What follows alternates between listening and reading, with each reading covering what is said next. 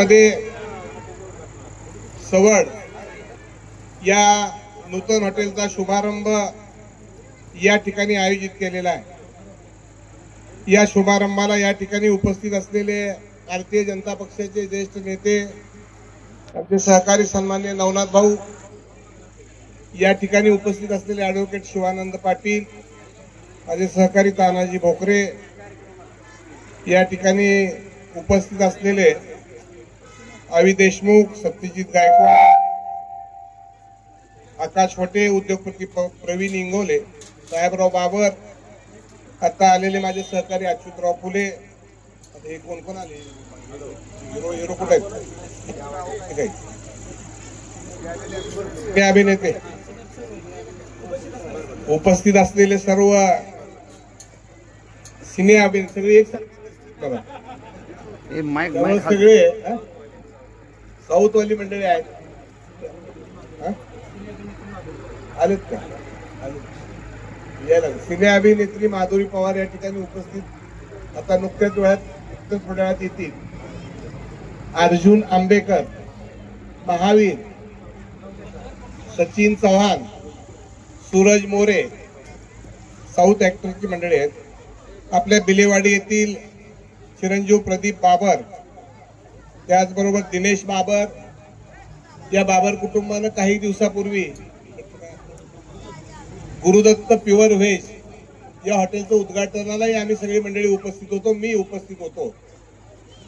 आपल्या ग्रामीण भागातल्या शेतकऱ्याच्या मातीत जन्मलेल्या या बाबर कुटुंबातल्या आमच्या तरुण सहकार्याने त्यावेळेला गुरुदत्तच्या उद्घाटनाला आल्यावर मी थोडीशी शंका उपस्थित केली की ही आपलं काय शेतकऱ्याचा धंदा हॉटेल हा नाही, परंतु आता ह्या नवीन युगामध्ये कुणी कोणता व्यवसाय कुणाचा करावा आता हे काय पूर्वीचं राहिलेलं नाही।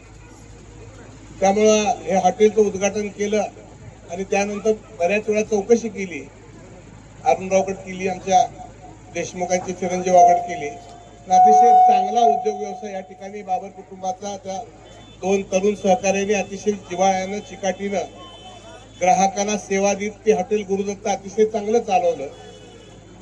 ते होतं शाकाहारी, बऱ्याच लोकांची अडचण शाकाहारी काही मांसाहारी काही दोन्ही पाहिजे, आणि म्हणून या ठिकाणी आज सवड हे मांसाहारी हॉटेल या ठिकाणी बाबर कुटुंबानं नवीन चांगल्या पद्धतीचं अतिशय दर्जेदार, जाणाऱ्या येणाऱ्यांना नुसतं बघितलं तरी गाडी थांबवावी अशा पद्धतीचं एक चांगलं दालन हॉटेलचं या ठिकाणी आज उभा केलंय आणि उद्यापासून ते सेवेमध्ये आपल्या रुजू होत आहे। खरं तर आता या स्पर्धेच्या युगामध्ये सगळी बरीचशी तरुण मंडळी आहेत, मी त्यांनाही विनंती करेन की कुठलाही व्यवसाय करायचा असला तर त्यामध्ये आपली जिद्द चिकाटी मन लावून केले की उद्योग यशस्वी होते। मी आता येताना साईनाथ भाऊने एक हॉटेल काढलेलं आहे आपल्या खर्डीला, त्यांनी त्या ठिकाणी अतिशय दर्जेदार असं एक वेगळ्या पद्धतीचं म्हणजे स्विमिंग टँक आहे वगैरे। तर आपला भविष्य काळामधला सांगोला आणि सांगोला परिसर या ठिकाणी हा हायवे झालेला आहे, पलीकडे एक हायवे गेलेला आहे, आता नवीन शक्तीपीठाचा एक हायवे आपल्या सांगोला तालुक्यातून येतोय। भविष्य काळामध्ये सांगोला तालुका हा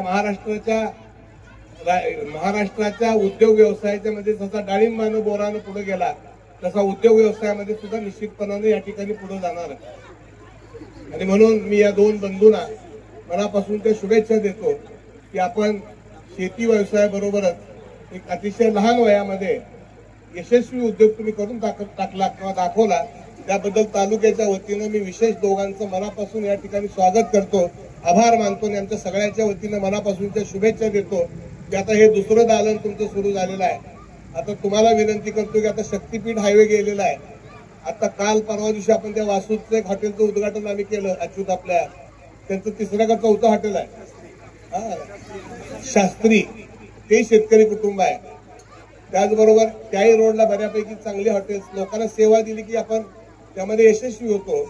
मी बाबर कुटुंबाला एवढेच या ठिकाणी शुभेच्छा देईन आजच्या प्रजासत्ताक दिनाच्या निमित्तानं की आता हे दुसरं दालन आहे, लवकरात लवकर आता तुम्ही थोडा रस्ता पलीकडचा घ्या आणि थोडीशी जागा आत्ताच घेऊन ठेवा, अजून एक हायवे गेला, अजून मोठा दुसरा हायवे जाणार आहे। मला वाटतं आज नुसतं फी टाकूनच जायचंय का काय?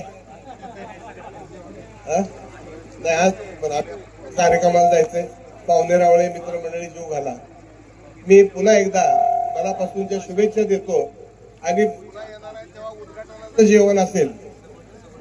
नाही सवड मध्ये सवड काढून येणार, पण एक जेवण फुकट. पण पुन्हा जर आलो दुसऱ्या वेळेला तर मी पैसे देऊन जेवेन. त्याची काही काळजी करायचं कारण नाही, कारण मी व्यवहार जपणारा माणूस आहे, तरुणांना सहकार्य करणारा माणूस आहे. या ठिकाणी आमच्या व्यासपीठावरची जी सगळे कलाकार मंडळी आलेले आहेत त्यांचंही तालुक्याच्या वतीने स्वागत करतो.